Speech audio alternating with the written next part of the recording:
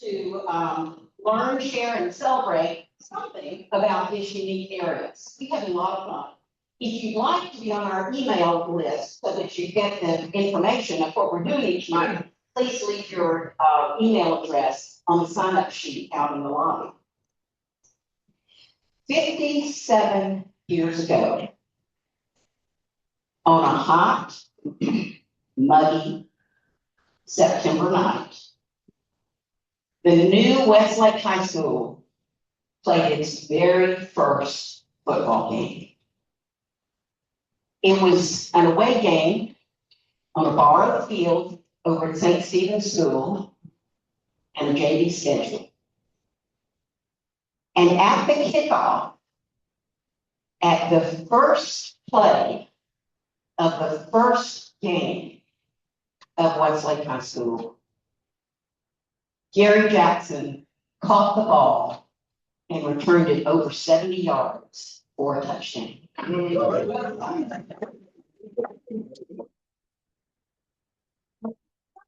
To say that Westlake football has been charmed from the beginning. And perhaps it has. But it took 10 years for this new school to win a district championship. And it took 30 years for this school to reach the pinnacle of success in Texas high school football. And that is what we are celebrating today. That first perfect season. Our #1 Shack fan, Rex Cooper, who's a little bit older than these guys, has put together a fabulous program with a great team of people who made it. And so, no further ado, Rex, give it to you.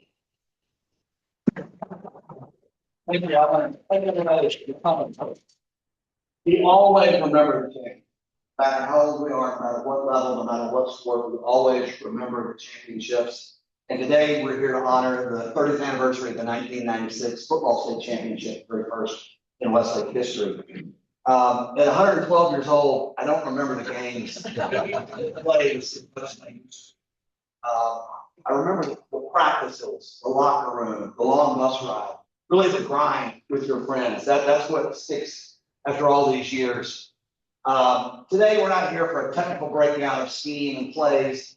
We're here to talk about how it happened, how it looked, and most importantly, how it felt, particularly the impact of this state championship after all these years, what it means to these guys. Disclaimer, this program looks exactly like the worst football player in Westlake history and the best tailgater put it together. So this is the tailgate. We put the tailgate down in front of our work. This is what it looks like. So many of these images were in scrapbooks that could not be scanned. So I had to take pictures with my cell phone camera. So they're a little crooked. They're a little out of focus. But actually, I kind of like the gauzy, dreamlike look because it's like our memories after 30 years. They're not quite as sharp as they used to be. There's also way too much material to cover today, so we're going to go pretty fast through a lot of these slides and really focus on the state finals and the aftermath. But I wanted to put together a good historical record as I was putting all this together so we would have all the material together in one place. And the point of this, I told the panelists, is I'm going to kind of walk through the process and the schedule, and it's their job to jump in and tell particular stories or anecdotes as something jogs their memory. I've got specific questions for all of them, but really the point of this is for them to be conversational. Let's just have a conversation about that great year. Remember this when you watch this. The 1995 team the year before was absolutely stacked. Unfortunately, it ended a little bit early with injuries, including Drew Brees, quarterback, blowing out his ACL, which in 1995 was a very, very serious event. All-time leading rusher Ryan Nunez graduated. And in total, 8 players who made All-State graduates. Think about that, Coach. Losing 8 All-State players coming into a year to replace all of those guys. So the plan was to get Brees back, which was not a guarantee back then from an ACL. And then they're gonna use a converted linebacker and a little bitty kid off the freshman team as running back to replace Nunez's 5,300 yards, neither of whom had ever carried the ball in a varsity football game. And then Ben Pease, where's Ben? Ben and his brother were all state receivers that had graduated and gone on to incredible things. So the plan was to replace him with a junior or a senior who missed his whole junior year with a knee injury and had never caught a varsity ball either. So that was the plan. Let's see how that plan worked out. So I just want to kind of set that as we go into this season. And these are not just great football players. These are very successful, productive business people. We have two attorneys here, Ben De Leon and David White, who own their own practices. Johnny Rogers, a very successful real estate company, as does Seth McKinney after 8 years in the NFL in College Station. Matt Mazza, where's Matt? Matt went to undergrad at UT, Stanford MBA, was a McKinsey consultant, venture capitalist, founded a financial services company. Brett Robin got into so much he became an orthopedic surgeon. Drew and Brittany Reese's Dream Foundation has donated and raised over $50 million to great causes since 2003. Drew was the 2006 NFL Man of the Year. I always say, Coach, and all everybody knows it, that this is the business that we're in here at Westlake Athletics, is creating business and citizen leaders like these guys, and these are some of our very best work. And for a variety of reasons, me and my wife Kathy runs the Westlake Chamber. We meet an awful lot of Westlake graduates, and there was something in the water from about 95 to 2000, because I can just tell when I meet people if they're super successful, what period they're from. I don't know why there's so many great superstars in all regards from that period. You had just the class of 97 had a 20-year NFL starter, Super Bowl winning quarterback, Hall of Fame, who finished second in the Heisman, who won Westlake their first state game in 27 years, won the Big Ten at Purdue, not easy to do, and went to the Rose Bowl for the first time in 33 years, and then won the only Super Bowl that New Orleans Saints have ever been to in their 59-year history. So that's 3 championships in 119 years. Seth McKinney started every game at A&M for 4 years and played 8 years in the NFL. Chris Mims played basketball for UT and was a lottery pick in the NBA and played 9 seasons and also won an NBA title. So that's 37 years of professional sports from that one class. And Luke Axel, who played basketball for Kansas and UT, might have been the very best of all of them. Jeremy Amos, safety number 1, I believe still holds the school record for 400 meters. He did for at least 27 years. And he, Reed Ryan, and Tommy Kia, is that how you pronounce Tommy's name? Tommy Kia. Okay, sorry about that. Those 3 football players were on the 4x100 relay that still holds the school record 30 years later. So these aren't gutty little shafts. These are elite athletes. And Westlake is looking to honor these championships more and more. And it has Kirk Konecki, our superintendent, there he is. Calvin Notes and head coach Tony Salazar. We would like to invite the coaches and players of the 96 state championship team back to honor their 30th anniversary of their championship at the homecoming game this year on October 16th, 2026. And we hope to have more announcements at that time of some honors for the state championship teams. We would also like to honor those 1996 coaches and players who are no longer with us. So let's have a brief moment of silence for Coach Mark Hurst, Bub Downing, Mark Fitzgibbon, and Ryan Reed. Okay, thank you. Let's get this thing started.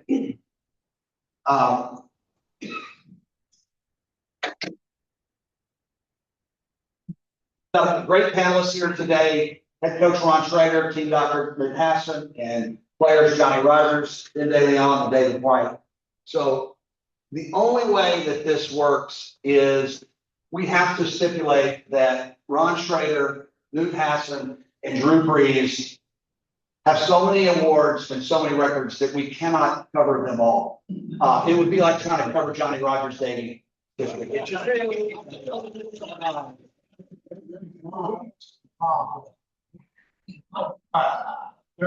So, but you can see just a few of Ron's highlights here. 17 years at Westlake, still the record, 187 wins, 87% winning percentage, state champion, 5 state finals, winning this program in the 90s. I mean, we could go on and on, but actually, Coach Slater has something to say now. Oh, okay, I want to just make sure, All right, yeah. can you hear me? I just want to make sure that they're on. Stand up here.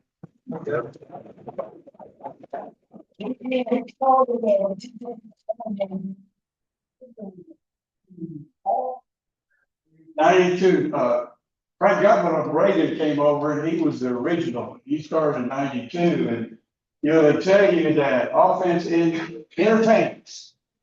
And we tried to do that and defense will win championships. Derek did a heck of a job. And then I got Coach Neil LaHue. He came in and knocked in his back.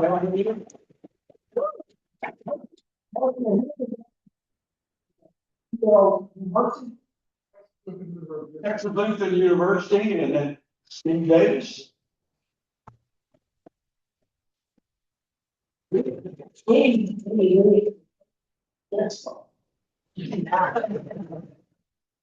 bet Coach Lutheran University is something.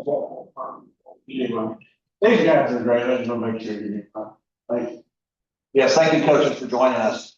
Our next panelist, everybody knows, Dr. Newton Hassan, 41 years team doctor. A couple of highlights, and he's only missed about 5 games in 41 years. He delayed his heart transplant in 2019 to watch, because everybody knew, I thought we were going to win another state championship. I think the most interesting thing about Doc is he attended high school in Maryland with Chip Reeves, with who's his dad, and they live 1,000 feet apart today, and they still go to every Westlake game. So I asked Newt, I said, hey, I need a picture from that 96. He goes, I don't know if I have one for sure, just use anyone with hair. And I said, when I saw this picture with his beautiful wife, Pam, who's with us today, I said, they're a package deal. I have to show both of them. So Newt, thank you very much for all your service and being here today.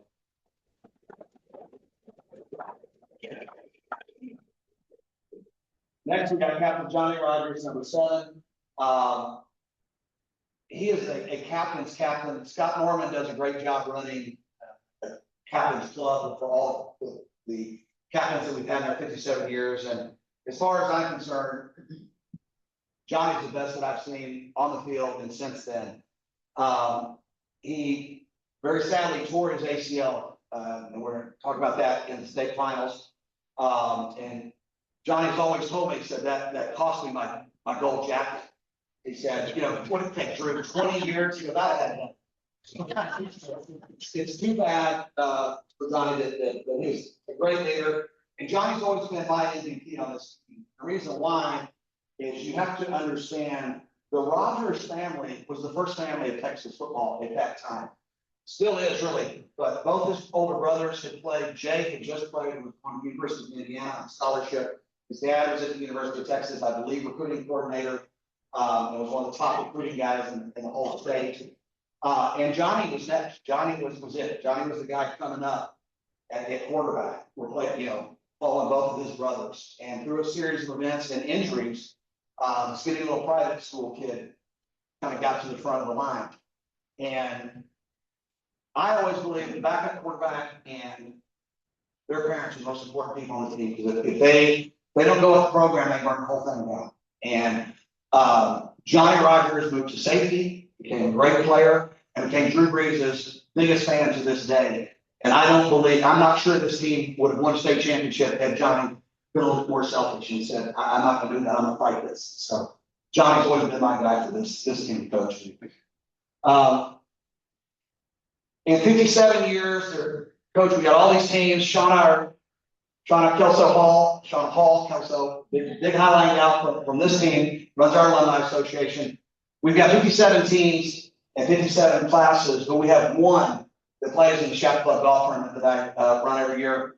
And that's the team of 96, because Johnny Rogers puts that team together. He's still the team captain. So he is a captain's captain, very successful. So thank you, Johnny, for everything you've been, continuing to do. And he's still active in our program. He's our sideline reporter for 4 years, which means he puts up with Joe Taylor. So he deserves a round of applause for that.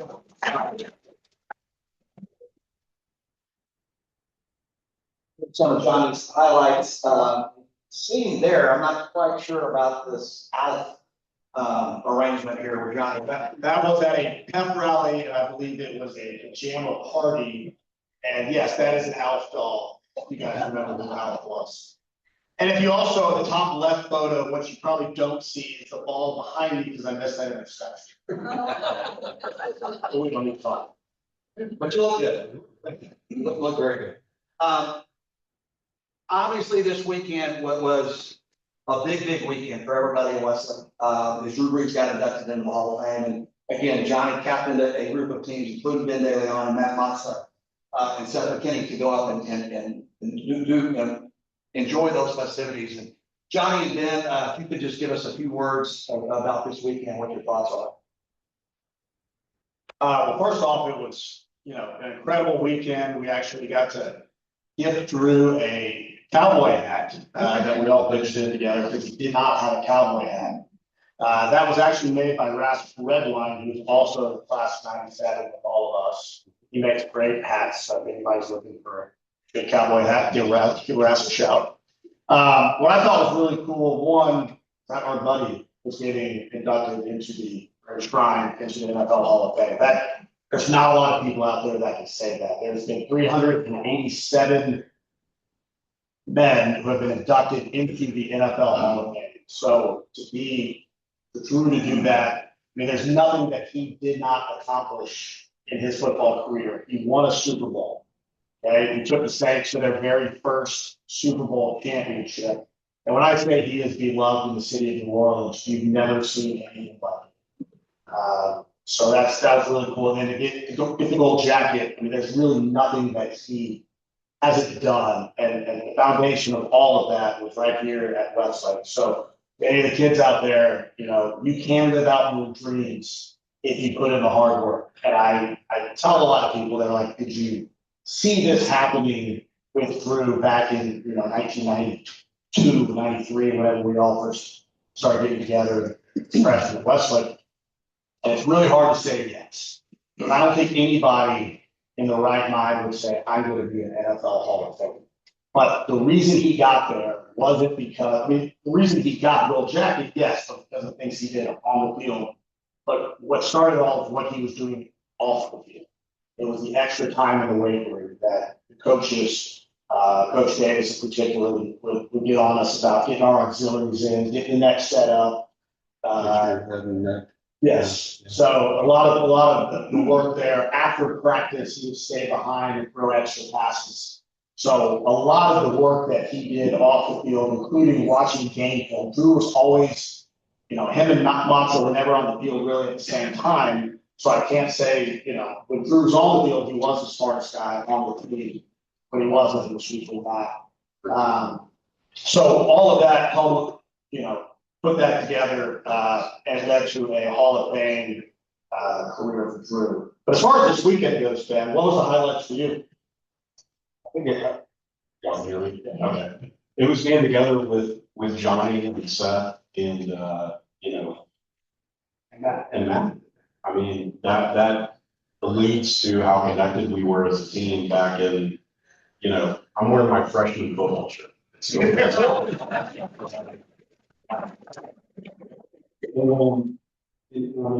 forget, and Rex, I think you alluded to it really well. I mean, Johnny was so selfless. All he wanted to do was win, and that's all he did. We didn't know any better because that's what was taught to us by Coach Schrader, Coach Long, Coach Davis, Coach Lemieux. We didn't know any better. And so the fact that Drew alluded to Westlake in his Hall of Fame speech, I thought that was really cool. He gave a shout out to Carmen Chiara, who trained these guys, and Carmen was able to go with his wife. It just felt like old times. I mean, when we get together, like BY right here, Johnny, Matt, we give each other a hard time, but we love each other unconditionally. We would do anything for each other. I'll share some words that Seth McKinney wanted me to share, but we're just being together, and being able to give Drew his cowboy hat, him wearing it for an extended period of time, and just being able to almost go back in time. right? I mean, it was 30 years ago where, you know, we were playing for a state championship at Texas Stadium. And it seems like just yesterday, but what hasn't changed at all, and it will never change, is the relationships that we made together. And the fact that, I mean, we're never going to forget it. And the fact that Drew alluded to it, like I said, in his Hall of Fame speech, he alluded to Coach Schrader. I think that says a lot about the foundation that was built here. And the fact that he's never going to forget it either. I guarantee you, if you were to ask Drew what his, you know, just most nostalgic moment would be, it wouldn't be Purdue, it wouldn't be New Orleans. It was when he was a kid with us and he won a state championship. He can tell you. And that's what he alluded to in the speech right there. Yeah, exactly. So just being together, being able to laugh, being able to reminisce and talk about our coaches, how they pushed us in every way, shape, and form. It was a great time. And the fact that, you know, he's got one of the receivers here, D. White, to be able to speak is. Yeah, and Johnny, real quick, can you hand the microphone back to Lou? I want to get your thoughts real quick. I put it on. Well, John, hold the microphone a little bit closer to you. my favorite story about Drew. Can I tell that? Whatever you want to do, listen, open the mic, just whatever you want to talk about. The floor is yours. 1998, when we had a tough year. My wife had both breast removed for breast cancer. And daughter had back surgery, son broke his ankle. What we did was great. So we decided to go up to South Bend for the Purdue Notre Dame football game. Drew was the starting quarterback.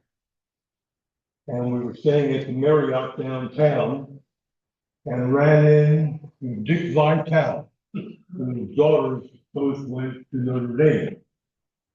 And Pam was bragging on what a wonderful young individual that Drew was. And you could see Dick Vitale's eyes kind of light up as he was thinking. So he pulls out a picture out of his wallet. And as his guest there in South Bend was his former assistant basketball coach when he was coaching high school basketball in northern New Jersey. And also there was this assistant coach's wife, their daughter, who was a beautiful blonde freshman at Purdue, was also there. And Dick Vitale told Pam and me, here's the story. If you get Drew Brees to ask this young lady out on a date, I will guarantee him every free bit of advertisement on national TV he'll ever need the next season. So Chip and Amy were not on that trip. We got back to town and I immediately called Chip and told him the story. So Chip calls Drew and Drew says, well, Dad, I can't really ask her out on a date. I'm dating Brittany, who's his wife, but I can ask her out for a malt at the malt shop. So true to his word, Drew asked out this young coach's young daughter, and I think Dick Vitale did a pretty good job of following through with publicizing Drew too. Thank you, Doc. We just heard from him, everyone, from 63 nose tackle, great player, leader on the defense. The 96 season was not one of particularly close games, so there really weren't plays that you could pull out that said, man, that was really one of the key plays of this whole year. But right before halftime in the state finals, it was tied 7-7. And future NFL star Dominic Rose for Abilene Cooper Cougars broke for a touchdown. And Ben De Leon, who was not the tallest guy on the field, was pretty wide, chased him down 60 yards. And Coach, you know that's the play. You can't coach that. That's just awesome individual effort and caught it right before the goal line and they did not score. And I think that was one of the critical plays. So we'll be talking a little bit more about that. More just once.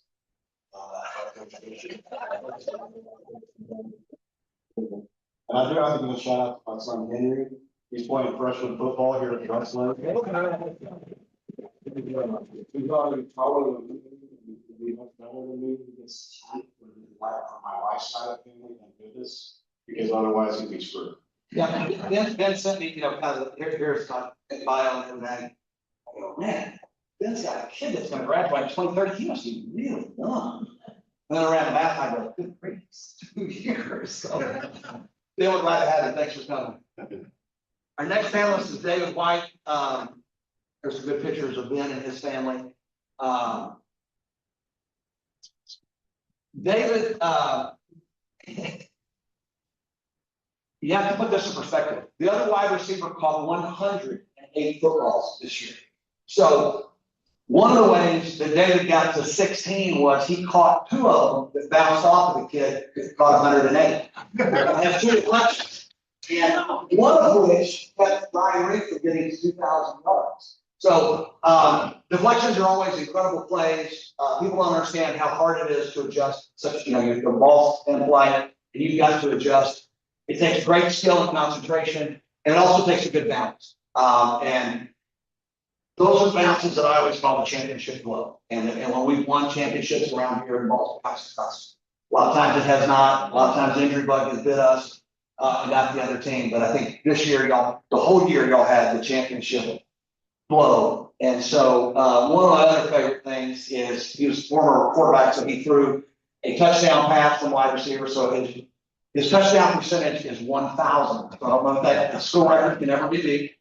And then he went on to play football and baseball for the Austin College Kangaroos, and he told me he believed to still hold the conference record for wild pitches in the season.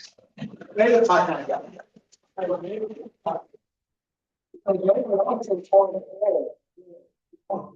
You have to put up with Bill, so I go. Real quick, and we're very lucky to have his family, Jessica, Lila, and also Braxton. And Braxton's only 5. But I'm going to talk to Coach Salazar and the athletic department. And we are not going to let the legacy of a state championship player named Braxton play for Vanderbilt. So y'all need to talk to Johnny about getting over here because we need that young man. David, do you have any thoughts to share with us? I have an awesome Coach Schrader story. Perhaps I'm in the state championship game. You want me to wait for the state championship game to get into it, or? Let's do that. I've got a great visual for that halftime adjustment. But I'm looking. I'll parlay on the Drew Brees stuff. Smartest guy on the offensive side of the ball, for sure. We had some complicated plays, and that's the person on it is calling. I'm running in those plays. Slot left. It shows how good my memory is. If I go in there like this, one overall on the same side, it's like, oh, it's like I got you.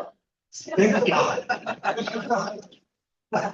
Yes. It's like in the middle of the play. The rest of those is funny about that.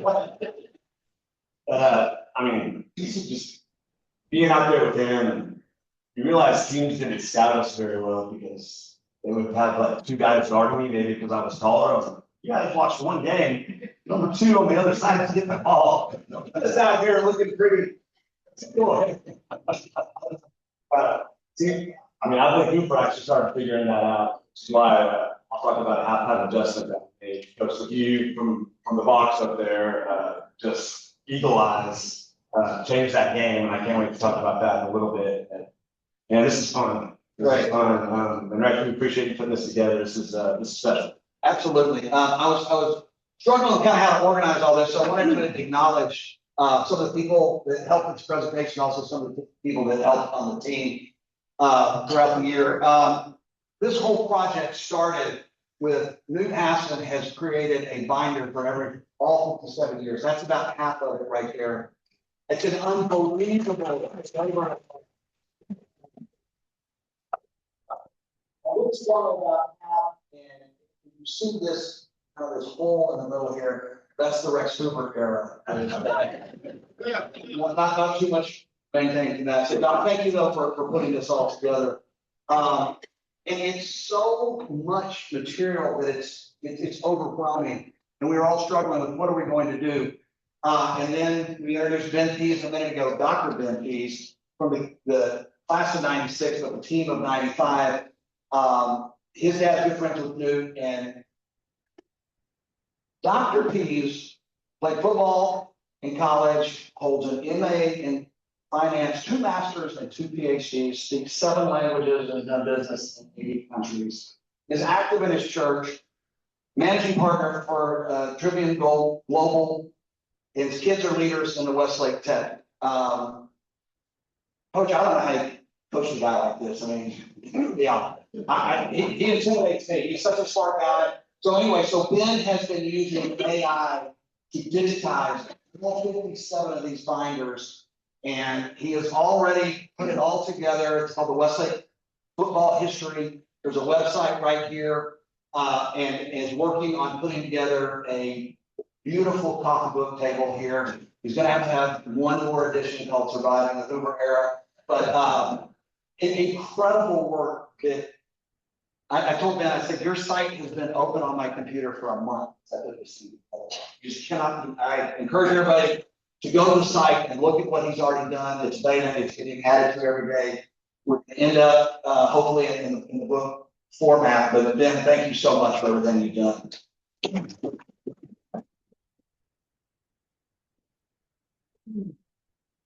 And then these are all the other people from all the people here at the high school athletic department, East History Group. At the top there, I've got Amy Breeze. The 2 big scrapbooks are hers. She's got every program, every ticket, every Dickie article, every time that Johnny Rogers was the timeout the burger player of the week. She's got all of that information. And it's incredible. I hope y'all spend a little time and look at that. We've also got one of Doc's binders out there. The last thing there, Westlake Picayune, which was our great paper, did an unbelievable season recap of each game. And at the end of that was a paragraph quoting Coach Schrader. And as I read those 16 quotes by Coach, that's when I figured out what the season was all about. And it finally made some sense. So I'm so glad that they have your words, Coach, describing all of that, because it's incredible history. So now we're going to go through some of the groups pretty quickly that helped with, obviously, the parents. They had a great time, as you can tell, throughout the whole year. The senior football girls. Now, the Ames trustees, Ellen Balazar, a history lady, and 24 years on Thor. She made me put this slide in, so. The administration, obviously, Principal Matasak was retiring. I'll give him the game ball. Very nice after the season. Athletic director Ebby Neptune had been here since the very beginning with Ken Daz on the first staff. And we're going to talk about how 7 of the 9 coaches go back to that original staff. So great leadership at the top there. We also had the voice of the shaft. We got Brad Shields. Where's Shields? There you go. 25 years. Not only was the great staff in the state, you're also school board president and trustee. So thank you, Brad, for your service. Mike Coy, who's still very active, even though he lives in Colorado, and he is still perfecting his lounge act, as you can see there.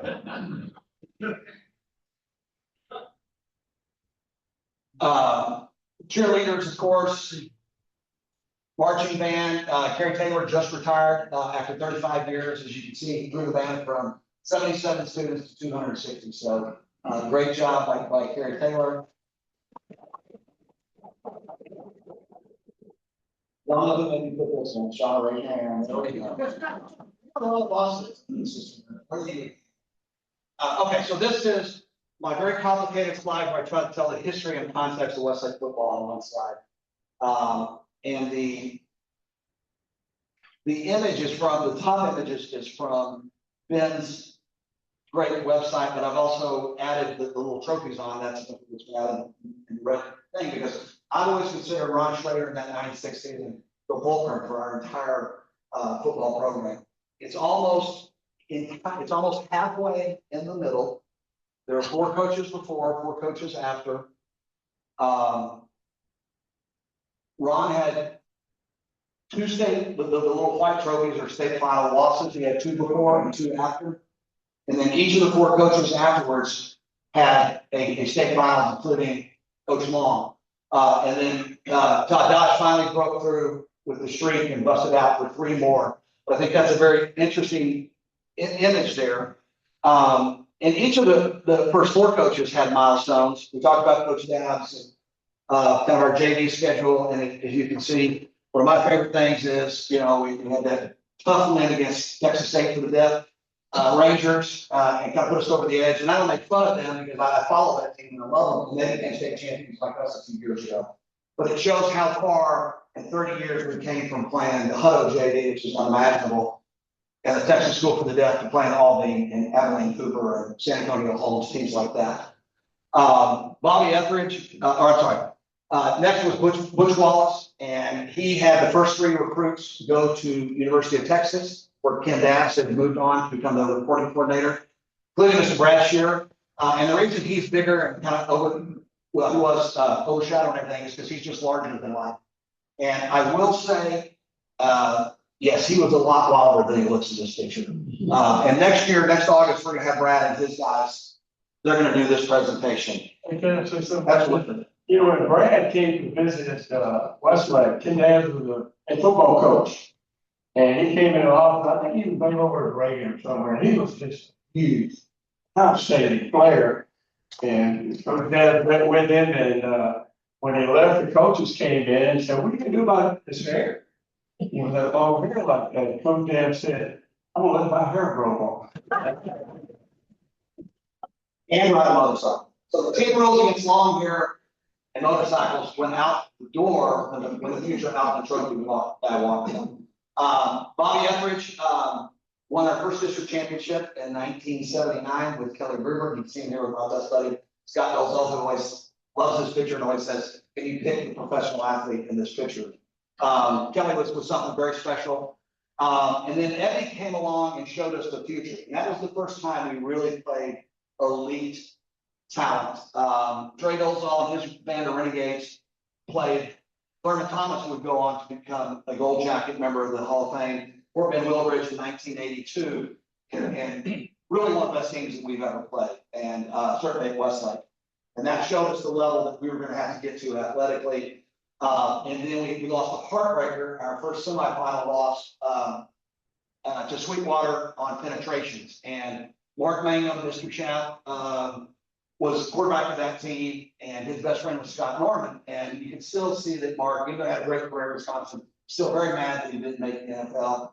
And his best friend, Scott Norman, is telling him here, you know, I really feel bad for you, Mark, because I'm going to become stadium announcer and I'm going to hold the school record for 110-yard hurdles for 40 years. So that's one of the reasons why Mark is so sour. But there's still Mark there. Mark is Mr. Westlake, and to this day, he and his wife April, who also went to Westlake. Their kids are state champions and throughout our whole track record board. And Scott runs our captain's club and also stadium announcer. So they're still very often we're very, very active.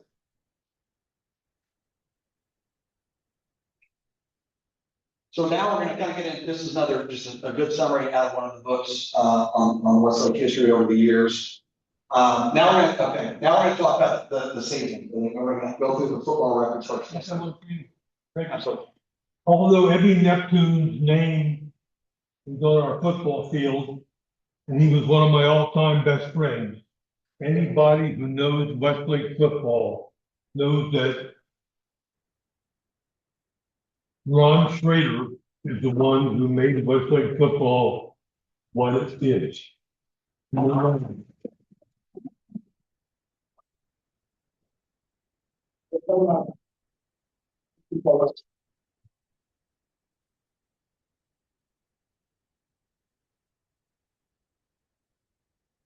Thank you for reminding us of that, Doc.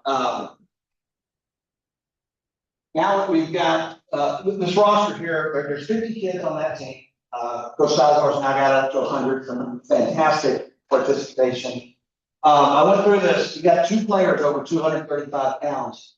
But Seth McKinney weighed 290 pounds in 1996. I mean, he must have just been throwing guys around. Who wants to? And then Tony Kia, kind of the hero of the game, is listed at 160 pounds. We're gonna talk about him later. Now there's that good looking staff. Look at those young guys. Coach Long, Coach LeHue, where's Coach Davis?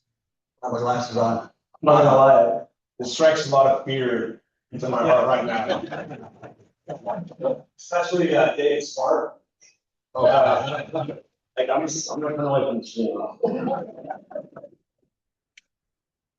Well, one thing I have to say back from those old coaches, Butch Wallace was a man from a different era. And no water at practice in August Goodage was the least of your problems with Butch and his top assistant, Matt Don Morgan. I mean, those guys were tough. And I saw Phil Bounds, who's been helping Todd and Tony over the years. And when I ran back into him, I told all my buddies I played high school ball with, and they all said, "Did he yell at you? Is he mean?" I said, "No, he's great. You wouldn't believe it." But yeah, you always remember kind of that tough coaching, but it sticks with you in a very good way. Rex, Yes, sir. so Steve Davis, who was our offensive line coach back then. We've never had a line coach like him before or after. I do not think he ever saw our defense play one play. From the time the offensive line came off the field, whether we had scored on one play, whether we had a sustained 15-play drive, or if we had turned the ball over, he spent the entire time with the eraser board working out strategy. Only when we got the ball back on offense did Steve turn his eyes towards the field. We've never had a coach of the offensive line, as I said before, like him before or after. So he's Well, really. anybody that watched those highlights or seen advantage remembers how advanced we were offensively at that time. You know, the thing is, Ryan, we need to get very strong because when we came off the field, before we did a good job, they had to wait for Steve to do that chest bump. And they were to get strong, he's gonna knock them down.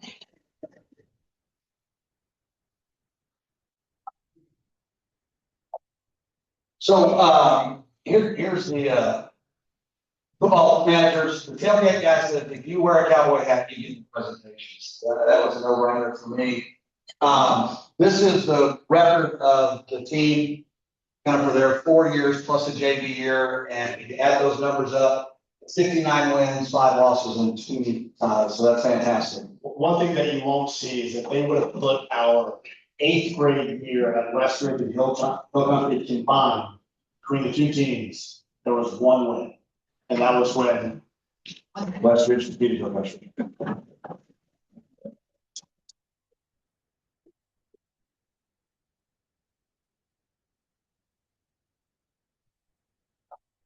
Yeah.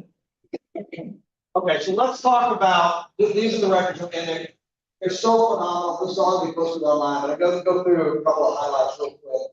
Total offense number 2 nationally all time, and very little of that was after halftime. Some of the games were one-sided, that just phenomenal production. And then that little junior hurt wide receiver came on to have 108 receptions, which was the most in Texas high school history. But in 1 year, he placed 17th in career receptions, to put that in context. Absolutely amazing. Drew Brees, the only thing I'll say is, I've added up all the numbers, it's 97,000 yards to be too far in high school, college, and pro, and that's 55 miles. So if you drive out 290 and pass Johnson City on the way to Stonewall, high general store is about 55 miles. That's how far that man's throwing the football. It's really hard to imagine. And of course, a team of this magnitude is going to have some great individual honors. Get going.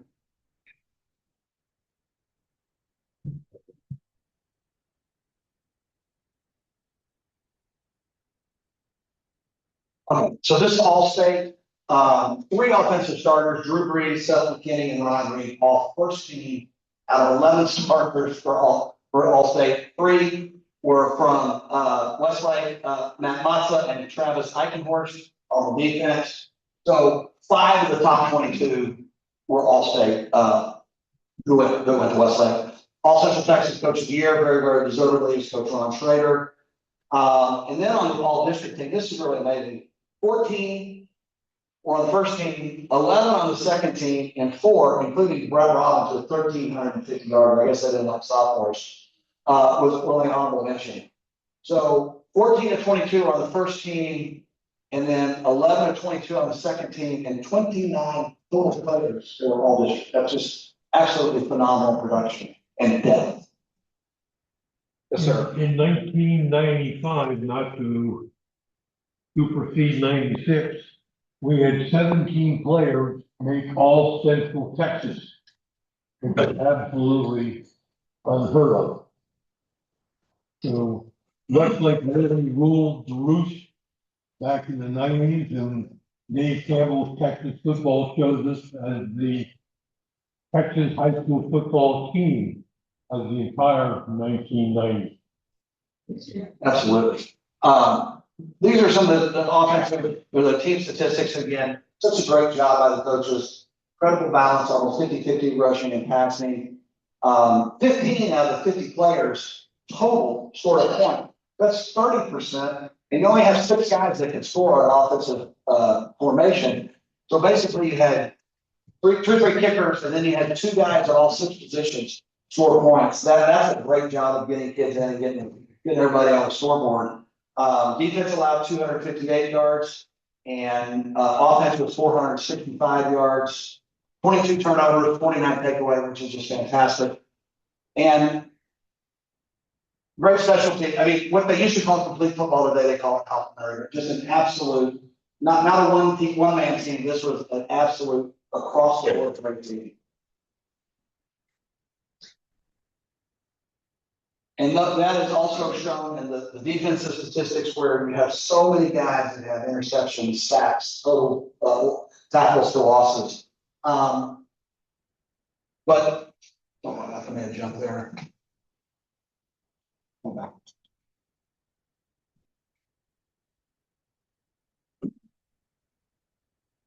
So, Coach Martin, I got to ask about that bottom one there. Did y'all recover 28 fumbles out of 29? 28. That's what's written down. The statistics say all fumbles 28, recover fumbles 29, which is that's incredible. So I don't know that that's exactly true, but clearly y'all did a great job taking the ball away. You know, when you get fumbles like that, you got the mojo. That's what we had the mojo. Because, you know, when the ball drops on the ground, it's not brown. You know where it's going. When you don't have the mojo, the other guy gets it. When we had the momentum, and just something about the team, these guys were just tremendous as team players, unselfish. And I think teams like that end up getting those turnovers. I can't prove it, but it seems like I've coached teams that were a little divided, and the other team would always get the turnover. But that season, you know, we got those 28, and that's true. It's phenomenal. It really is. So let's look at how. So those 2 kids, the linebacker and the guy who never run a ball, they combined for about 2,500 yards. 3 other kids that had 300 yards. Brees was Brees. Ryan Reed set all the records. So I think your plan for 96 worked out, Coach, with those replacement players very, very well. Okay, now we're to the meat of this thing. We're at the 16th, perfect season. We've already talked about what happened in 95, and as we roll into this season, we've got a lot of question marks. There obviously was a question mark at one of the early pep rallies where I don't know if that's Robin or what, but I'd hold up a sign that said, "Why do we do this?" So Ryan Nunez was still looming very big in everybody's mind. And this shows some of the preseason. I do love this. This is the converted linebacker. who is up on his toes and he is thinking, who can I hit? And Brett Robin is more back saying, I gotta run away from these guys. And that's a great picture of different running styles there. And of course, we got Mudcat down here, Derek Long, coaching these boys up, saying, this is how we did it at Baylor. That's pretty good for him, Coach. I gotta give you. Coach Davis over here, coaching them up and practice. Okay, so we didn't really have a big play per se in terms of state finals, but there we had a really interesting thing right off the bat, Coach. Before the first game, I just had a rainy scrimmage. But how do you coach a hat dance injury to one of your very best players? Well, he talked last, once we got hurt his ankle, but, go back, I want to go back to that, rain in August, we were scrimmaging Ace Consolidated, and we're in the lower classifications, and they were big competition, and they didn't really like wrestling. And, you know, when you scrimmage, you really don't have control of things because you get kind of like, well, you're not playing for anything. And the big question mark for me was going into that game with Drew Brees. He was coming back from ACL surgery. And we go out there to play those guys who don't like us, and he's got a big old integration on. And I was just praying that he'd make it through that first scrimmage. And he did, he hit the knee a couple of times.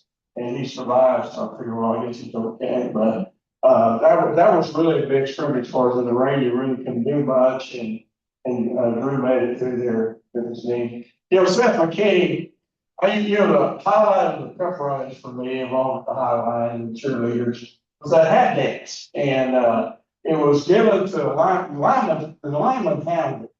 You know, coach didn't have anything to do with it. And I don't know who was Rob Bennett, I think was the guy that made Seth McKinney the hat dancer, and it was really neat. And then Seth ended up hurting his ankle. You know, this is 5 days, here, 280, 290 or whatever.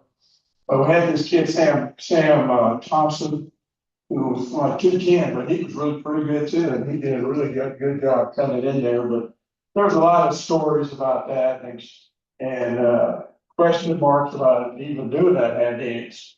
But for some reason, it didn't bother me because it was such a big part of the purpose. You know, as far as on the purpose, just see come out there and do the hat dance, and I put down a hat and they dance around it. Yeah, there was some entertainment. So, well, go ahead. Okay, there's some of us that are going to work to bring that back and modify it. Because it is one of our greatest features. Who was the hat dancer for you? Kyle Taylor. And Terry Pesher before he came back last year at homecoming, and Terry will dance, so I have to dance anytime we ask her to. He's one of the very best. Here, so I wanted to share a couple words, because Okay. you couldn't be here. A shout out to Matt Eichner, by the way, who also is our offensive right tackle. He's here. Also went to A&M with Seth. But this is what Seth wanted to share. And then played 8 seasons in the NFL. Thank God I didn't have to go up against him in practice. Just an amazing athlete. Coach Schrader built a culture of accountability and competition before you ever won anything. That was the whole deal. Every guy on that team held himself and the man next to him to a standard that did not move. We had real talent. The talent is not what separated us. Nobody outworked us, and we had a blast doing it because winning is fun, and that's all we did. Remember, Dave Campbell had his 12th in preseason with only a few starters back, and Drew coming off the knee injury. We went 16-0, never won a game by less than double digits, and hung 55 on Abilene Cooper in Texas Stadium. That was not an accident. 30 years later, I still measure every team I was part of against that locker room. Tell those guys that we went through a ball for it.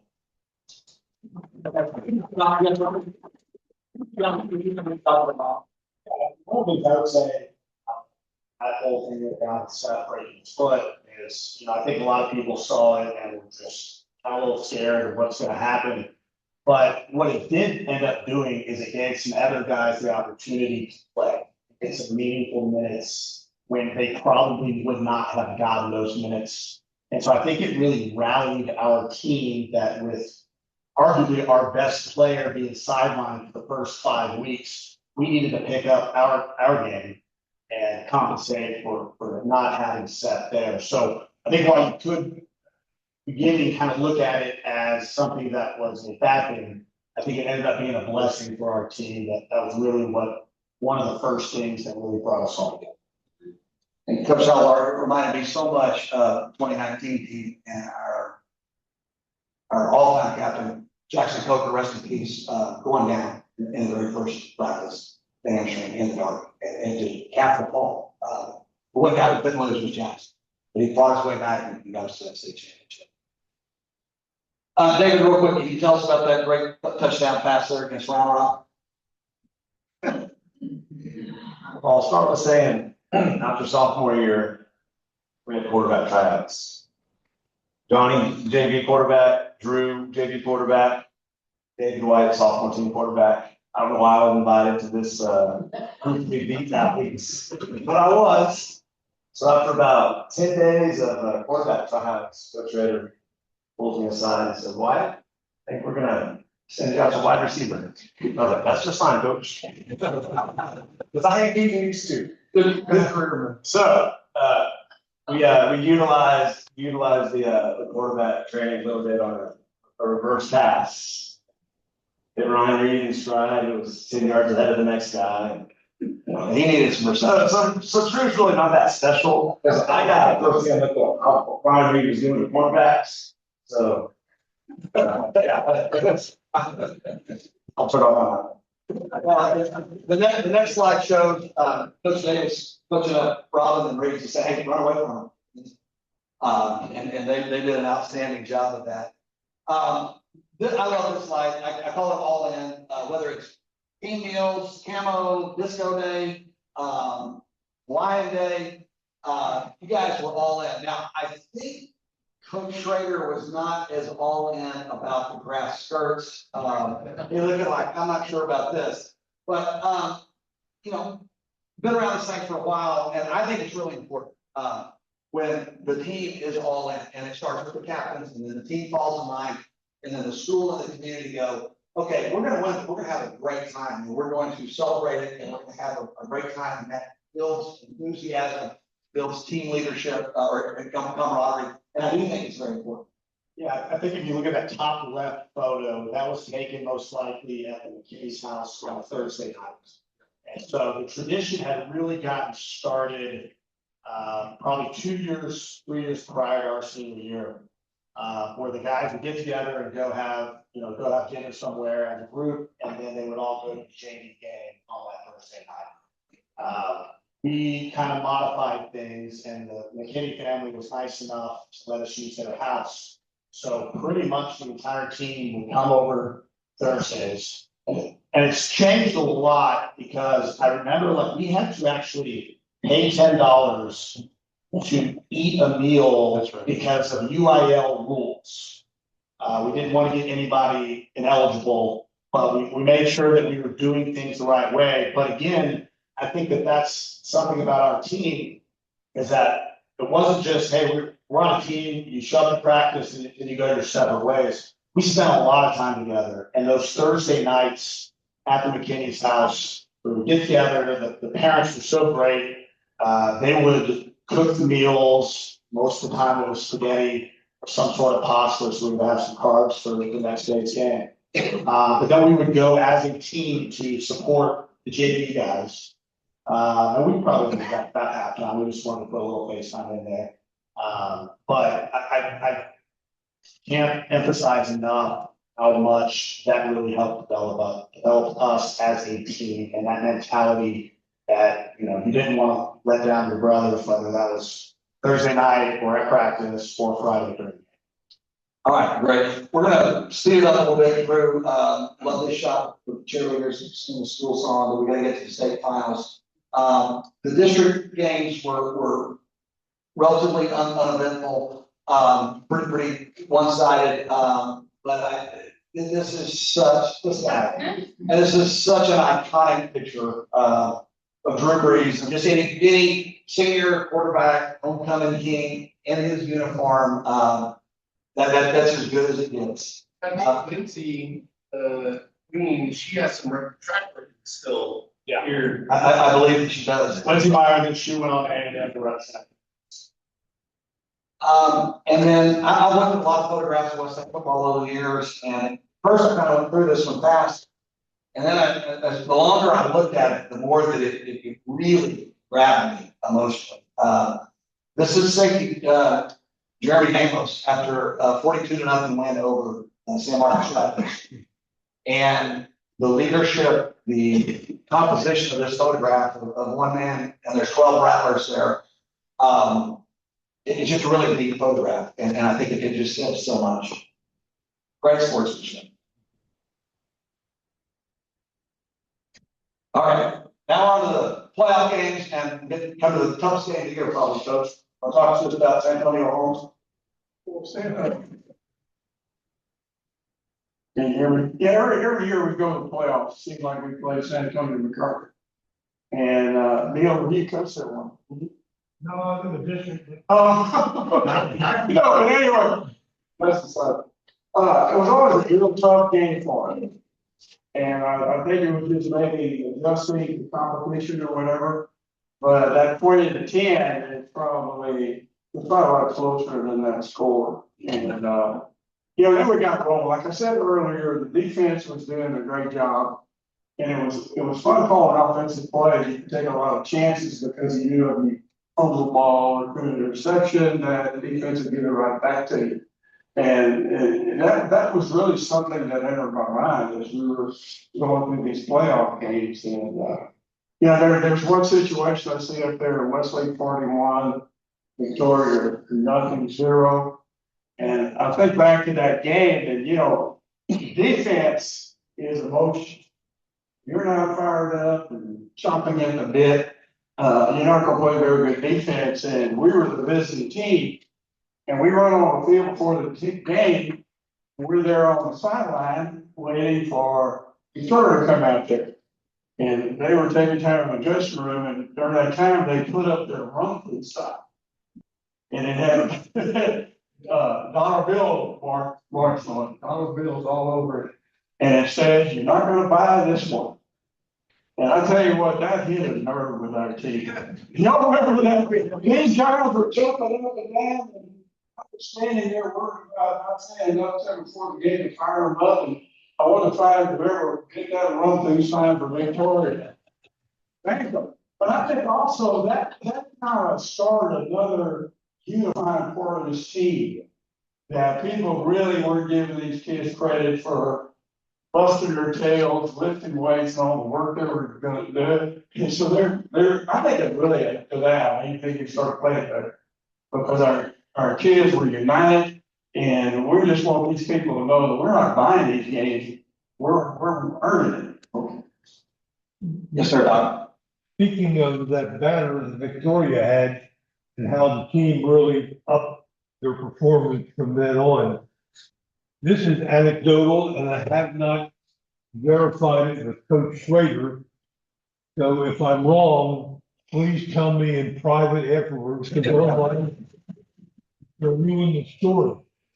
But as we all know, it's common courtesy for coaches to exchange film with their opponent before the next week ball game. And we had played San Antonio Holmes in season opener, and we had beaten MacArthur in the first round of playoffs, and beaten San Antonio Clark in week 2 of the playoffs. So the coach at Churchill, who was our next opponent, following Saturday in the Alamo Dome, felt that he had seen enough of Westlake football to not need to exchange film. And despite all his compadres in that San Antonio North District, he refused to exchange film with Coach Schrader. So rumor has it that we had our own banner the next week, and the banner said, "No film, no mercy." And Drew had his finest performance as a high school player ever. I think he did something like 19 for 29 for 300 and 44 yards. Now, whether that's true or not, I don't know, but it makes for a good story. Good story. Danny, you got something? Yeah, I got a quick, the Aldi game, story, they were bigger, all of them were bigger than us. All of them were faster than us, and quite candidly, we came out and we were scared. But, you know, we looked at them and we were intimidated. We were scared. I mean, they had guys going to UT, they had guys going to Baylor. And you gotta remember, at this time, Drew wasn't getting recruited by anybody, just Sutton McKinney. He was going to A&M. And Coach Long, he got us fired up. He said, well, you're so scared of them, just let them beat you. Don't play. You know, if you're so scared of them, why are we even playing here? Why don't we just get back on the bus and go home?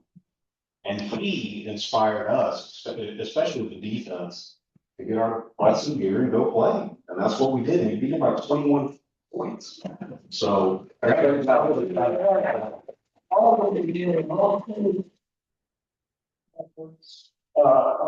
going, he could have been going down Alabama, I don't know.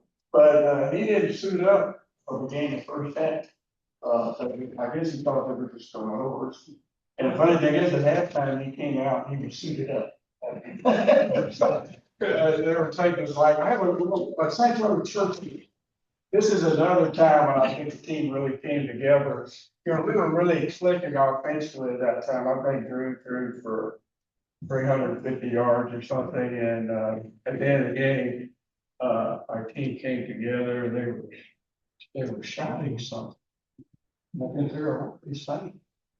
What were they saying? Who's fault? I mean, who's credit? No, I mean, I think, you know, and you could see it in our highlight film as well, but we would always get together after the game and kind of huddle up, and whoever had a big game that particular time, their name would get chanted, so to speak. So there's probably multiple games that we were chanting D White. All right. But more times than not, Drew Brees chant was being said a lot. And so I think that, you know, again, if you had a big game, your name was getting a chant, and Drew definitely got chanted. Anyway, that's not the way I saw it. I saw this guy right there in the middle of that huddle. Now, let's go back, say a little about Johnny Rodgers. You know, he was a quarterback in that class, and Drew went to St. Andrews, Brees, and he comes in, and Drew Brees plays on the freshman B team. We didn't know. And then the JV year, Drew was on our JV B team. Because we really didn't know him, and he was really he's kind of skinny and light. And that's when Johnny got hurt with his ACL. And so Drew kind of got the edge on him and showed some things and became the quarterback. And Johnny moved over to free safety. That's kind of, in a good way, that's kind of good, because Johnny was a real good athlete. I don't know for sure if Drew could have played defense. And he's a great quarterback. But anyway, Johnny Rodgers is a great defensive player. You know, Coach Long was telling me the other day that there was no doubt that he was moving on defense. And there were a lot of, you know, Johnny is a great guy and he loves to talk. And he was back there in free safety and he was talking to these guys and firing them up. And it was just neat that he took, you know, he probably wouldn't like to be quarterback. I don't know, you didn't notice it. Because he was really one of the leaders. And I think that has a lot to do with us being successful. I'll tell a quick story. When I went to school at TCU up in Fort Worth for college. And my sophomore year, I was a rush captain for my fraternity. And there was a couple kids from San Antonio, from Churchill actually, because we played them. And one of the kids, you know, I was talking, I was like, oh, did you play football? And he was like, yeah, I did.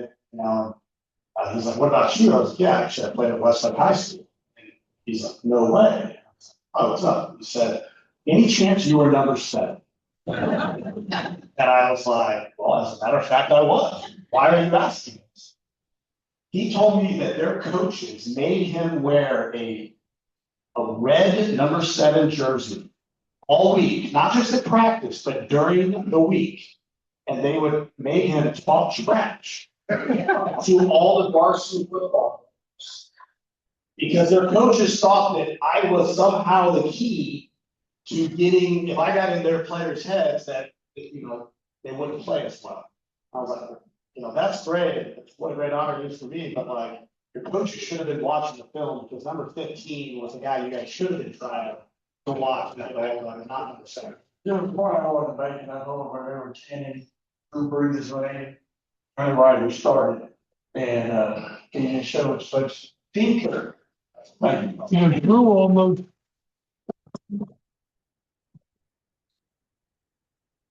Drew almost quit football in the ninth grade. In the first scrimmage, he didn't get any action whatsoever. And he was really despondent about that, and he was a good tennis player who was equal of Andy Roddick. And many people have heard that story. So his wife, not his wife, his mom and Mina helped him into giving it just a little bit more time. And he agreed, and obviously it worked out well. All right, we gotta get. There we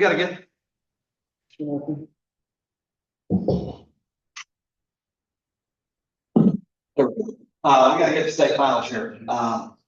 So this is the bracket, 64 teams to one, an incredible accomplishment. This is some of the stuff getting ready for it. This is Bubba Downing, who's no longer with us. This is Chip Reeves' old blue. He made me put that in the presentation. And there's just some images of, you know, one on the field and the ticket and getting ready for the game. This is interesting. We're giving up 25 pounds on the offensive line and 18 on the defensive line. And they've got a NFL running back. So it's a daunting task with the Cougars. And it played out in the first half. And Brett Ron got hurt. They were stacking on our passing game and held us down. And then now I'd like to start, you know, a little bit about that play right before half where you ran down Dominic Rose. I remember it like it was yesterday. We were in 55 man, because we were trying to play prevent, and we're just gonna go into half and hope for a 7-7 tie.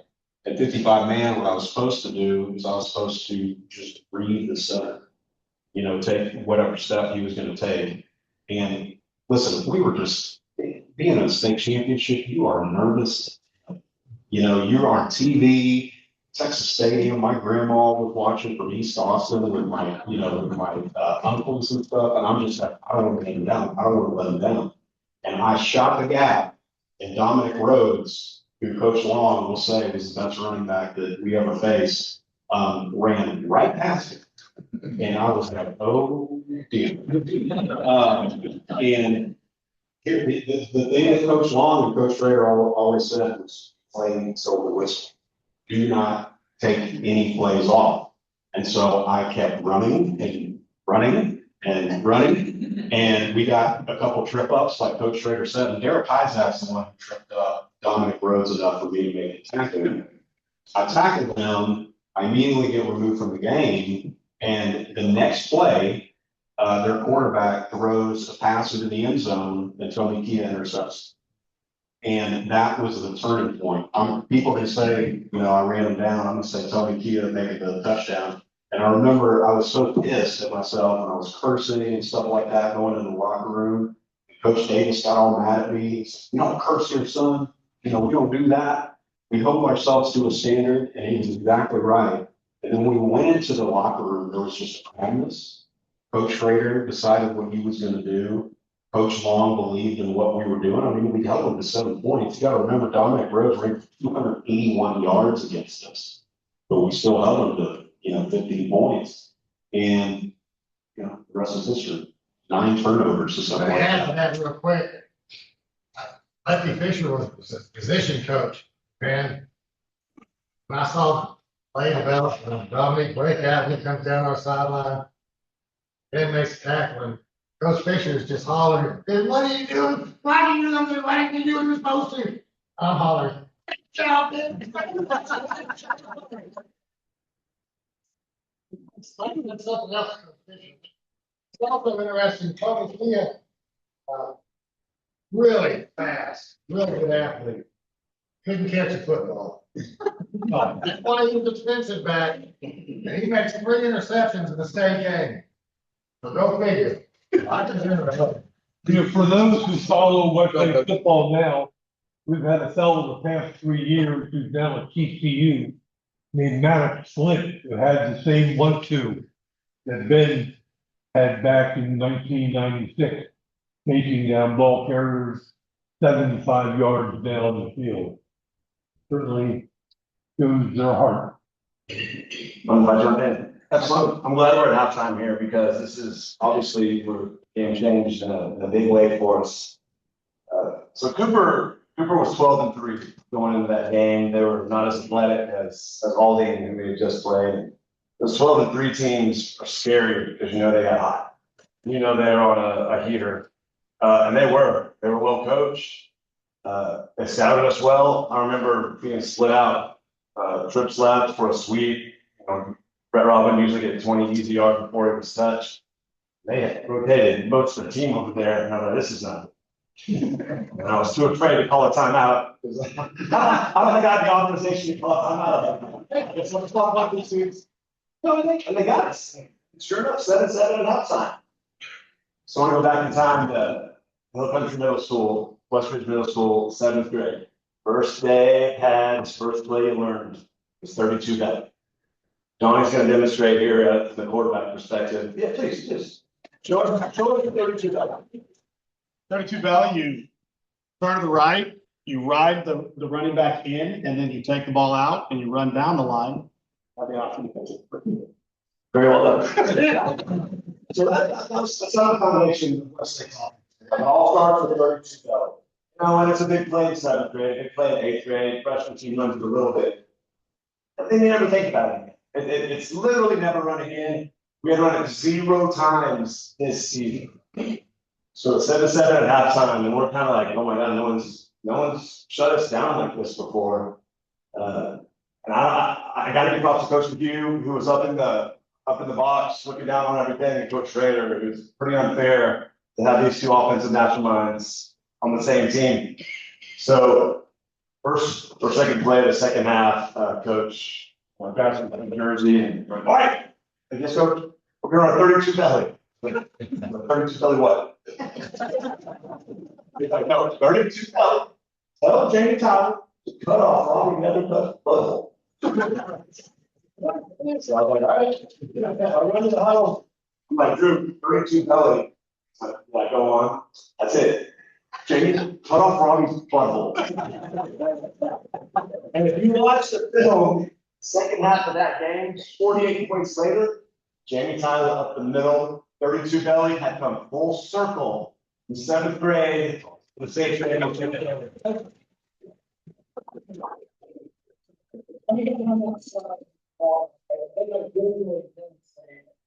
This great offensive plan that was developed as options were limits. Here it Coach is. Schrader comes in and says, Jamie Tyler, and Jamie Tyler again, and finally, some more Jamie Tyler. You know what happened, during the course of the season, I always like to have a balance, I know the core attack where you run the ball and pass equal, says 50%. I had a hard time believing that it was 50-50 that year between running the ball or the pass, because Drew Brees got to the point where he started completing every pass.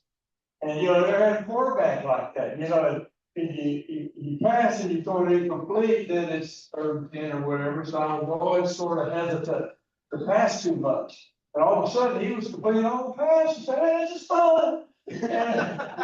So the defense was playing great, so we just went through the playoffs, and we got the state championship game, and I was looking at Abilene Cooper, they looked like they had a pretty good defense, and I was somewhat concerned that, because they're 2 defensive tackles, normally a tackle number is above 40, like 50, and normally probably 75 or something like that. But their 2 defensive tackles were like 44 and 45. And they were big old dudes, and I was looking, maybe he's playing offense, maybe they were backups to Dominic Rose. He was the guy we talked about earlier, who's the best back we probably faced. I was kind of concerned about that. But we go in the game here, we're going to throw the ball. And that was pretty good. boy, they came out. Boy, Drew never had a chance to get the ball off, and that's the reason we didn't score. And, I kind of kicked myself because I got away from my philosophy of, not, throwing too much or running too much. So I go to halftime and talked to Coach with me about it, and, he thought I still wanted to throw, but he's kind of wide open.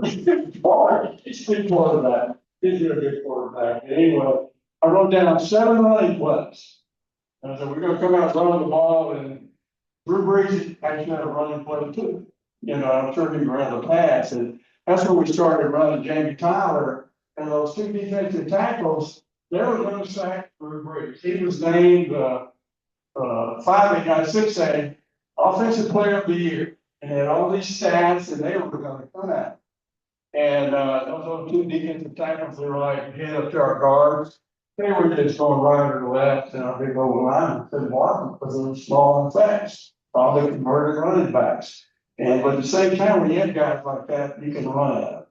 And that's what happened. We started running Jamie Tyler. It wasn't always 32 belly.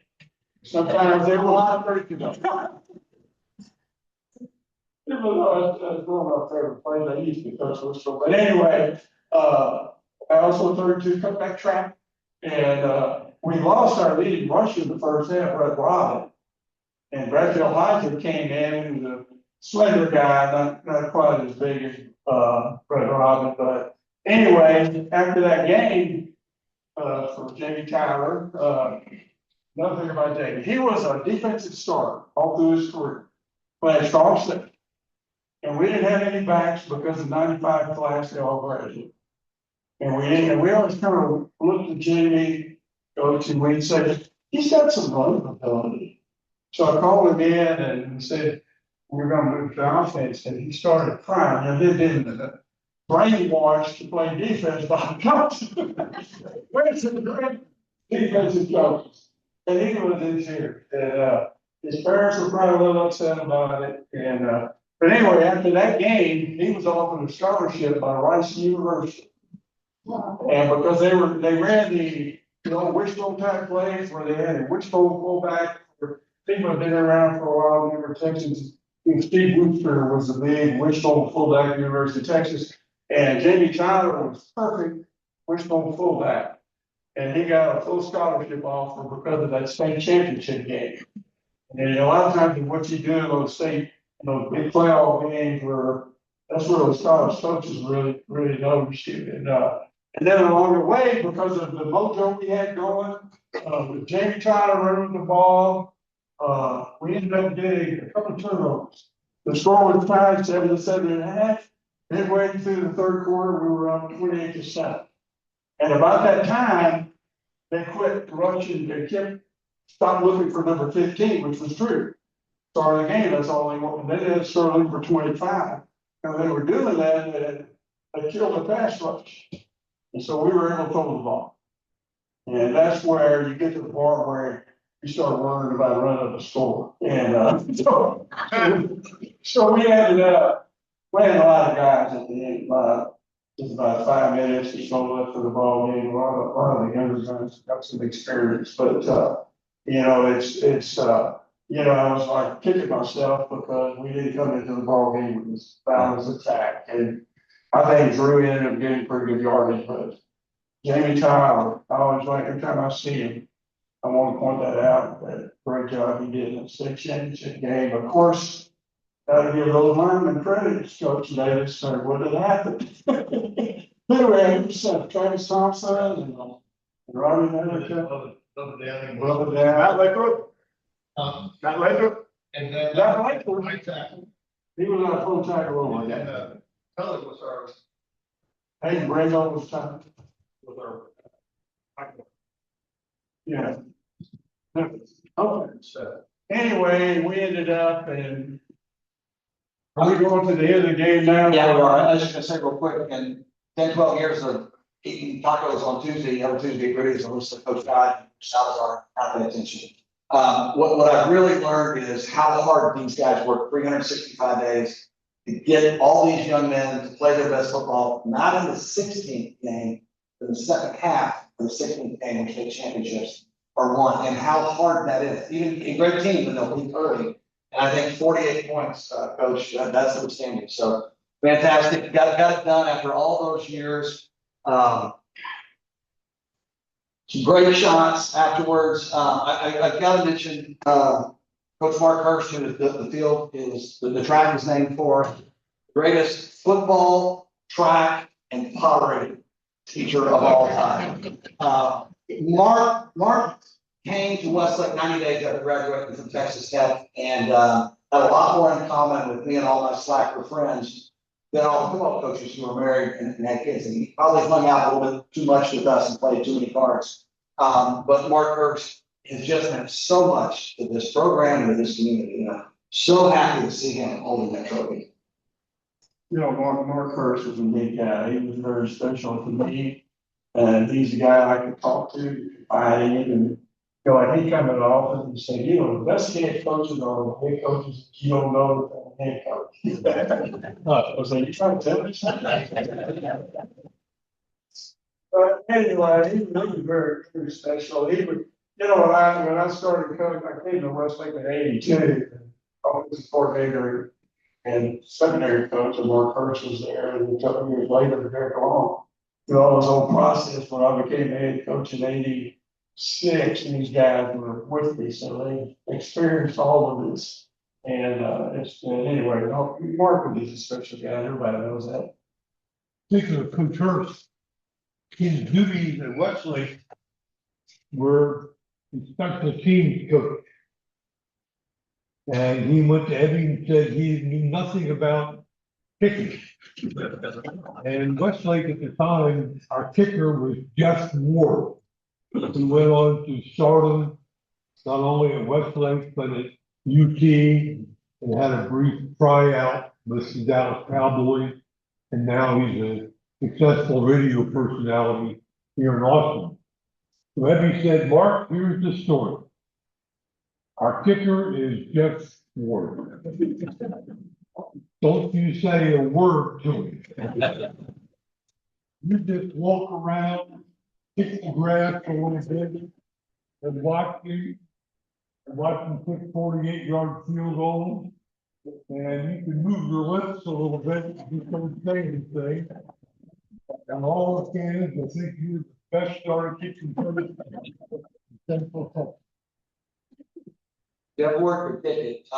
These are some of my favorite images from the post game. Run out of battery here. Kristen, can you take the answer? My clicker seems to be. Oh, there it is. I love this shot. It's heartbreaking. Captain Johnny Rogers on crutches after the game. Johnny, want to walk us through that? Yeah, I'm on crutches right there. Walk us through it. No, you know, the very, very last play, you know, we had gone up by a lot. And the very last play of the third quarter, the coaches were going to pull all the stars on defense, so we could get 7 guys in there. And on that particular play, Dominic Rhodes came on a sweep play, and my job was to turn him inside out, or turn him inside. And when I put my foot in the ground, you know, Dominic cut one way and my ACL went the other way. And so I can say that I was shooting out of a guy, Dominic Rhodes, who played in the Super Bowl, probably should have been the Super Bowl MVP, but the Colts when they beat the Bears in the Super Bowl that year, but there's no chance that Peyton Manning wasn't going to get that MVP, although Dominic Rhodes rushed over 100 yards that game. Actually, what you see here is the team celebrating while I'm crutching over to congratulate Dominic Rhodes because he was the greatest high school football player I ever played against. And the only thing I said to him is I will watch you play on Sundays one day. I did. Outstanding.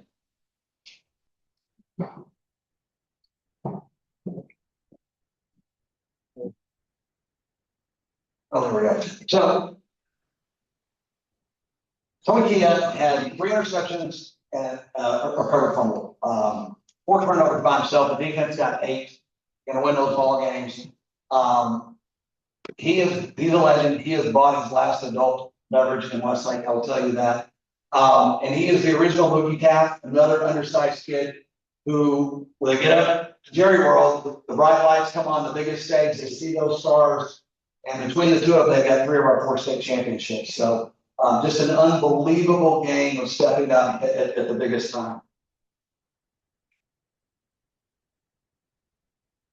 And I believe this was the front cover of the Austin American Statesman. You see that big hand on my head? Before more on me? I guess they were kind of concerned about it on my hair. You know who that hand belongs to? I'm that monster. My hand's a pretty good sized hand.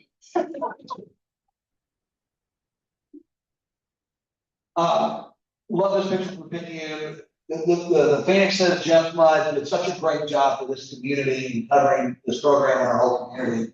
And they had just a perfect cover after that. This is just some of the spoils that go to the victors. Great aftermath. So one more. And what I'd really like to deal with now, real quick, and I know we're a little over time, so if anybody needs to leave, feel free to go ahead. But we'll try to just, at least from these guys, I'd love to hear your thoughts on what this means 30 years later, what it's meant throughout the 30 years, because it is an impactful thing. Yeah, Rex's exactly right. Starting with the team, I believe the operative word before the season started was rebuilding. You know, and I don't blame people for saying that either. It's demoralizing when everyone walks off and talks.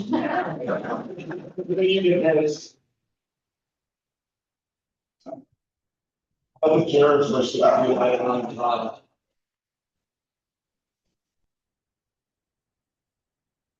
And we were disciplined. We were cohesive as a unit. We loved each other. We weren't always the biggest guys out there, but we had the biggest hearts, and that carries everything with you through life, through families, through business relationships, and just learning discipline, learning to follow the rules, learning to be a team player. It carries with you every day. You can use some of those lessons that I learned, and being able to finish off like that as a champion just reinforces all of that. So I'm grateful to every member of that football team, every coach in this room. Y'all shaped us into the men we are today in a big way. So thank you very much. I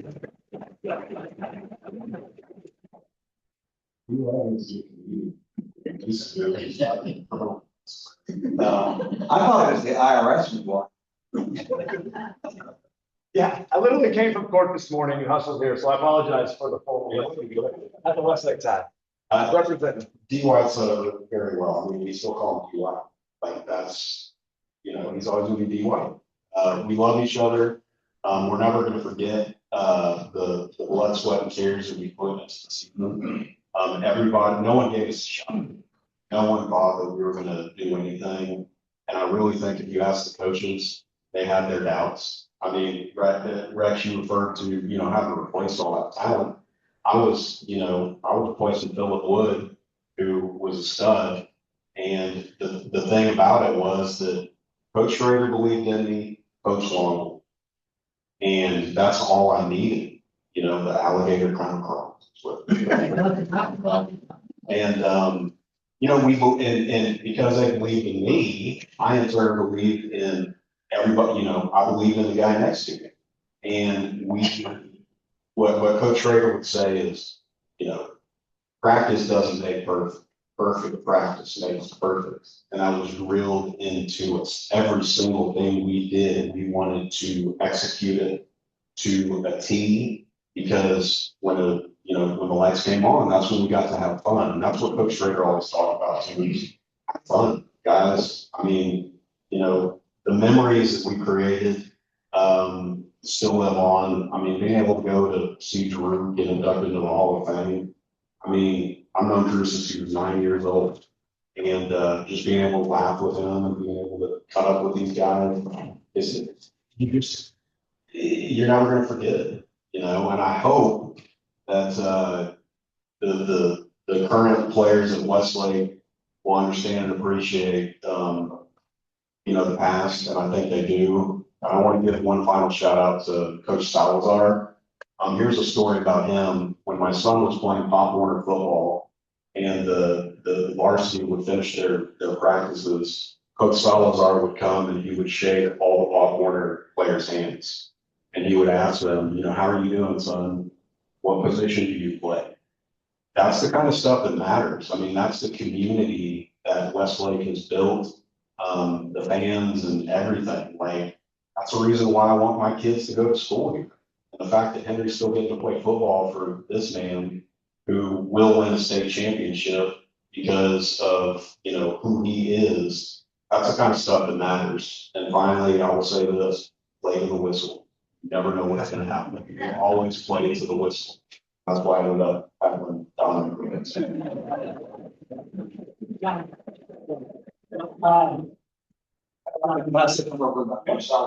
Those 100 players have to be in the field house at 5 a.m. 3 times a week from August to Christmas. And we all know 16 to 18-year-old boys know how hard that is. Only a handful are going to play meaningful plays. They're there because they are respected and they're treated right. So, Coach Salazar, that's great credit to you. I wish everybody can see Coach Salazar correctly. He spends as much time with the freshmen as he does with our stars. And he demands the best out of everybody. He tells them they're under scrutiny. Everybody knows who they are. They represent Westlake football. He wants that locker room clean as a whistle, no track any place. Everybody's heads up when he's talking. Everybody's got to sit near the front of the class and thank their teachers every day. He really runs a class program, and it's really a tribute to him. I know Coach Schrader was the exact same way. But now that I'm retired, I get a chance to practice every day, and it's really a tribute to see him. Well, if you don't mind, Dr. Interrupt, sorry, everybody. I didn't plan on talking, I didn't want to talk, it's about all you guys. It's about this amazing team, this amazing coach, at you guys, typical. But honestly, I do this right now, and I make sure every single day as we walk through that door that these kids represent and understand the foundation and obviously the legacy that you guys already started for this place. It's not forgotten. We talk about you guys all the time. We talk about those pictures, we walk in the hallway, down the hallway. We want to make sure those things are forever ingrained in who this program is and what this program is. And so I do those out of respect to try to hold a candle to what you guys started. And thank you guys for all your support. Thank you guys for coming back, supporting this community. Obviously, you're always welcome to any one of our practices, any one of our games. We hope you guys all show up, bring your friends, bring your family. Wear red, white, and blue, but I mean, I just sitting here, it just brings a big old, small tear to my eye. Those, the plays you remember are the ones, the exceptional effort plays when, all right, somebody did something out of their probably physical capabilities because this game and their team hit so much. He wasn't as fast down at Rose, but everything inside and told him to go do that because he wasn't going to let his teammates down. We have those plays every single year. And those plays are the ones that are highlighted the most every single year. It's not the guy that throws the 50-yard touchdown with a great one-on-one catch over the top of somebody. It's the outstanding effort that I can give to show that this football team is so much more bigger than me. And that is what you guys have started. Obviously, during our time here, we're just trying to make it a little bit better. And obviously, you never want to leave the place the same. And I think our kids have done that. I'll give you a quick preview into this year. Unfortunately, for this team coming into the 26th season, we started off season in December for the first time in a long time. And I can tell you that they brought their lunch pail to work. All right, they put their head down. All right, they kept their mouth shut. And they've been working really, really hard for the last 7-8 weeks. And today was their first day to report to fall camp. So it was a great opportunity. Obviously, I think this is, it means a lot to do it on the first day of camp when these guys are back on campus. But I want to make sure you guys understand that this place wouldn't be here without you, without Coach Schrader, without Coach Long, without obviously all of Coach LeHue, Coach Davis, and everybody we mentioned, the players. And we're celebrating one team that won it. But like they said, there were so many great teams before that didn't win it. And in our time here, we've had a bunch of really good teams that have won it, but there are a bunch of great teams that just fell us a little bit short. It doesn't diminish what they do, as long as they fall in line with the standard, the culture of this place. Okay, it's a meaningful season, not just for the champion, but for everybody. And these guys, it's really awesome hearing you guys speak and what you see, what you guys have turned into. I wish I brought my football team and put them in the back there.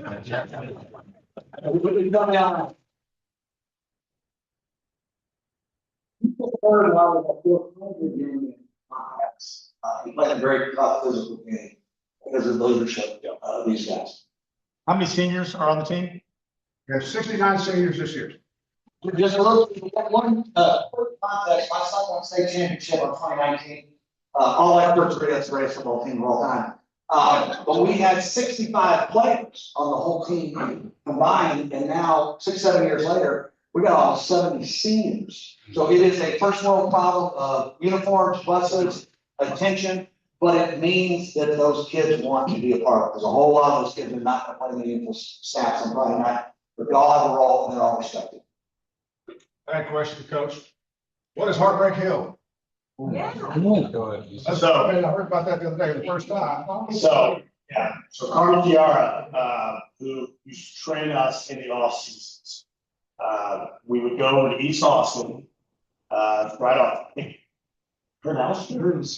Yeah, and so if you know where Hollywood Henderson's track and football field is, it was just on the other side. Now, about 6 years ago, the hill was torn down. Okay, so unfortunately, or fortunately for your players, you can't make them go run. And it was about 90 yards straight uphill. And we would have to do like 10 short hills and then 10 long hills. So a total of 20. And I think later after us, it got up to the 30 hill club, the 40 hill club. But that's where we would go the entire month of July. You would start off running a warm-up mile in sweats. And then you'd run the hills and on Tuesdays, Thursdays, and those stuff. And that's, I'm glad you brought that up because as much as we would like to think, winning a state championship was about just us as the team, players and coaches. We had incredible community support. Okay? It was from the high line to the cheerleaders, to the AV team, to the trainers, to the parents, especially. We felt so supported by this entire community, and there's not a chance that we make it to state championship, have that success if it wasn't for you guys. So, thank you very much. And what I would like to say about being a part of that team, I'm sure everybody who has their own experiences with their teams feels in some way something like this. But I think, when I listened to Drew talk the other day, being in the Hall of Fame about West State, is that he always tried to be a good team, right? And you learn that when you go through not only success, but when you go through adversity too. And, as we've gone through life, we've had many successes and we have gone through a lot of adversity as well. And that's the thing that I love about these guys is that no matter the situation, I know if I need to talk to somebody, if I need an attorney's, recommendation on something, Ben or David will probably get a call. Or if there's a life event and I'm not really sure how to handle those types of things, call Matt Box, he's my first one. Or if I need tile for a new home that a client of mine's building, I'm calling Jamie Tyler and he's giving me a great discount, friends and family at Travis Tile. If you guys ever need tile, it takes you $1 Travis Tile. But no matter the life situation, I'm very fortunate that I grew up and became friends with all of these guys, had the support from all of you guys.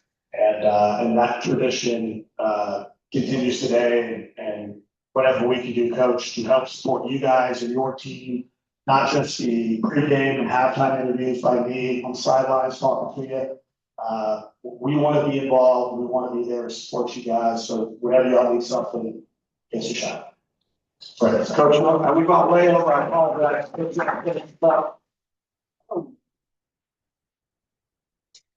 Hey, thanks for doing this. It was really a lot of fun. But the thing is, talk about winning state championships. So I used to always tell everybody, I'm not here to win a state championship. And I didn't know for sure we'd ever do it. Because, we played the state championship game It's when I was coaching 5 times, and we, first one was 1990, we played at Dodger Stadium when it was 15 degrees, and we played a big old team out of Dallas, River Hudson, that big old guy. And the snow and everything else, it just kind of ran over us, and then, 94, we played the state championship game, it was part of that Nunez group, and, it always seems like if you get in the wrong bracket, when you're in the playoffs, you can almost predict that you're gonna win the state championship game. Because if you get in a bracket with these super athletic teams, sometimes you just don't have to get kids to do all they can to whatever, it's hard to compete there. So that's one of the biggest difference between playing in like 5A now, it used to be 4A. I don't care what anybody said, you don't meet good teams like that, especially at the end. I think like Travis, didn't they win like six state championships? Did they win one in 6A? I don't know. They won one. Yeah, but it's a lot tougher in 6A. And one year we're getting ready for a season and the magazine covers and it was full of Vince Young and Reggie McNeil, 2 top quarterbacks in the state.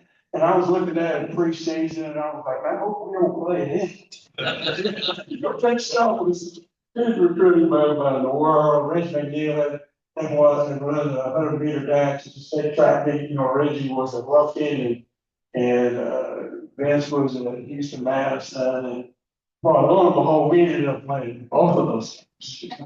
And but actually, it's kind of funny. We actually won the game against Vince Young.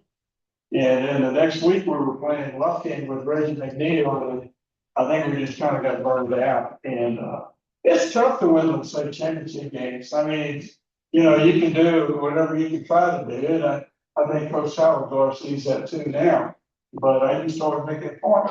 I'm not here to win state championship. And that's so true. We really believe in kids playing together. I used to talk to guys about the difference between winning and losing. If you got equal talent, you have to have that talent, but if you're winning or losing is being unselfish. And I used to tell the guys, if you let yourself go, if you don't discipline yourself, human nature, you're gonna be selfish. Each year you go into the season and you're thinking, how are we gonna get these guys to be unselfish? Now that's the trick. I used to start with priorities. I'd say number one is that spiritual strength. Most of these guys have spiritual strength. And then it's family. And then it's work, which was going to school to get your grades. And then football is last on that list. And they would look at me and I don't know if they believe me or not. Because of all the pressure we put on those coaches. I really believe that. We tried to communicate. And anyway, it was just neat. It was really neat, really rehashing all this. Great seeing Dr. Hanson. I remember him as long as I remember being at Westlake, as Dr. Hanson was there. I think he listened to every pregame speech I made in the dressing room. I'd be talking to the team on the other end, and I looked up and I see Dr. Hanson. I said, now I'm gonna be careful what I say here. Anyway, thanks for coming. It's been fun. Right, thank you. I was hoping that the but we jumped along, the perfect ending spot. So, can we please give a round of applause for all these great players?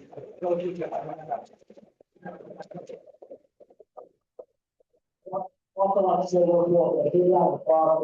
we've been working on this for weeks and months. We're talking about it with the students and stuff. Got 6 home games this year. Hope you guys come see us. We opened up last weekend.